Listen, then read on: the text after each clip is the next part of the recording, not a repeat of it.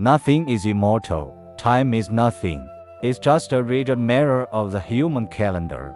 The rise and fall of the sun and moon is just a blink of an eye. The four seasons rotation is just a warm and cool breath. Wu Chen is in the deepest and coldest part of Tianqi, and his mind diffuses through thousands of water winds, watching the evolution of the world. The roots of the ancient pine penetrate the rocks, exploring the secrets of the earth's depths. Wu Cuckoo cries blood is not a lament, but a passionate praise for the spring. The five senses of ants build nests in that tiny busyness, contains the order and solemnity of the rotation of stars. When the first humans stepped into this sea area, they were small and in awe. They used stones as tools, and fire as friends, wrapped in animal skins. Their eyes reflected the same clarity and vigilance as beasts. When they came to the water, when they bent over to drink water, I can smell the scent of their lives, with the freshness of plants and trees, and the simplicity of the earth. They call me the god of injustice. The ritual is simple and pious. A handful of ripe wild fruits, a newly cut branch of wood, accompanied by a song that is not in tune. The sound waves of the singing passed through the water, like a breeze passing through the strings, though it doesn't make a sound, but it has its charm. There is no response like a gentle rain, or a gust of wind bringing flowers as a response. We were in harmony at that time. They demanded life, but no shelter. They understood each other. But as time passed, human hearts are like the flowing water in the mountains. Sometimes change their direction. Gradually, humans came to the water's edge. Their clear eyes were replaced by muddy desires. Their prayers were no longer for good weather and offspring, but good, power, and immortality. The taste of desire is pungent and irritating, disturbing the tranquility of the water. They were no longer satisfied with the gifts of the forest. They began to use tools to dig the earth, burning forests with fire, and traps to hunt animals. The mountains and forests began to groan. The pain passed through every root and every inch of soil, and passed it on to Wu. It was the first time that Wu, not out of anger, but out of compassion.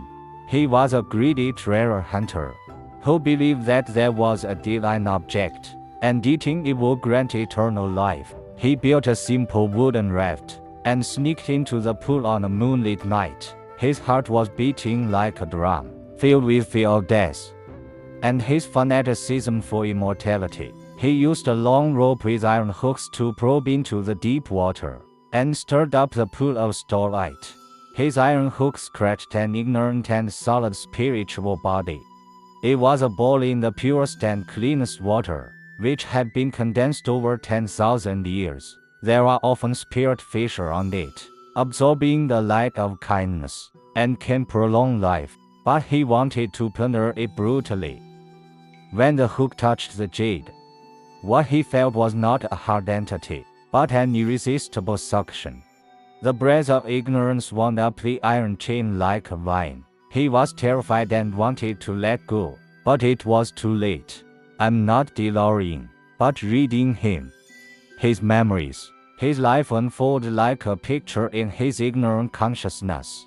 His poor childhood, bullied teenager, and a young man struggling for a morsel of food, and then the same for the luxurious life of the powerful. His life was full of suffering, unwillingness, and struggle. The eternal life he sought is just to extend this painful cycle to an infinite extension. How pathetic! So I give him another kind of immortality. The breath of nothingness gently wrapped him.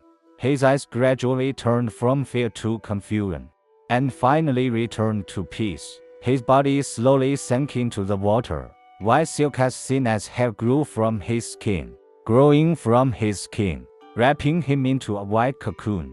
He was no longer hungry, nor cold, nor fear or desire. His consciousness and his exhausted soul merged into the vastness of Wu, just like a trickle merging into a river.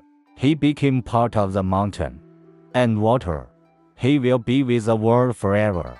watching clouds roll and unwind, and listen to the pine waves.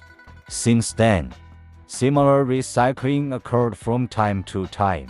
Those with evil intentions, who tried to desecrate the tranquility of the mountains and waters, will be embraced by me in the same way. They become my nourishment.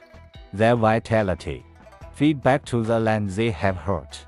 And the legends about the white-haired monster have spread among the people. They don't understand. Death is not the end, and the true terror is the endless cycle of pain. Nothing to give is liberation. I am the guardian of Changbai Mountain, and the final destination for the lost. In my own way, maintain the balance and cleanliness of this place, just as it was thousands of years ago.